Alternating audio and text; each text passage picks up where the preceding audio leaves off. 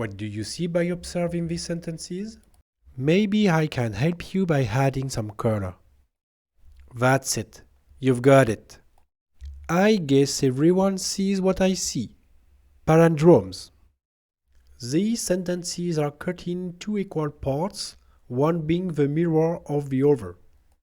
Mathematically speaking, a palindrome is a concatenation of two patterns, one of which is the mirror of the other, the mirror being obtained by a reflection operation R of X.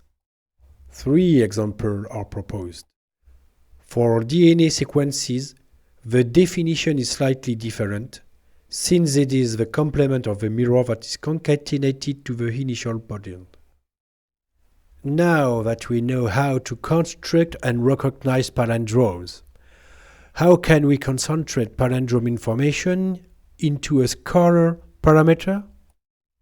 To do so, from the mirror vector V, we propose a new scalar descriptor that is the mirror symmetry level. Note that the palindromic complexity already exists. Last exercise for you. Let's take a look at the top of this picture taken from a wall of the Alhambra of Granada in Andalusia. What do you see? You've got it? It's a frieze. The frieze number 2 is our previous palindromic text. Mathematically, there are only 7 types of friezes. 5 of them correspond to symmetrical, discrete sequences.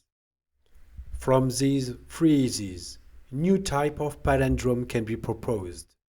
5 types of palindrome can be obtained from 4 isometries that are translation, reflection, inversion, and glide reflection.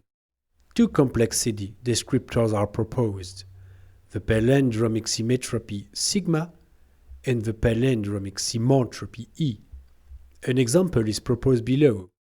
Binarised 1/2 noises are used to test the symmetropy and symantropy. As a reference for comparison, the impulsive complexity is computed. The impulsive complexity is reported as a function of a beta coefficient. As beta approaches 0, the level of irregularity increases. On the right, symantropy follows the same behavior as the impulsive complexity. In the middle, symmetropy follows an inverse behavior with respect to symantropy.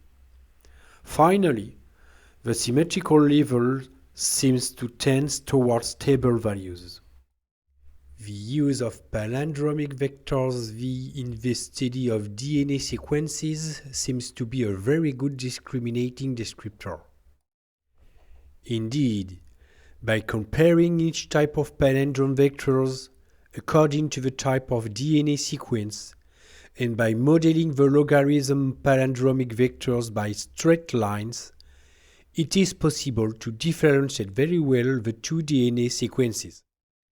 The logarithms of the palindromic vectors obtained by randomization, represented in green, superimposed on the non-randomized palindromic vectors, make it possible to clearly show the regions carrying information from the regions where total randomness prevails. If you want to implement or test these new complexity descriptors from your own data, then this article is for you. Let's see our open article.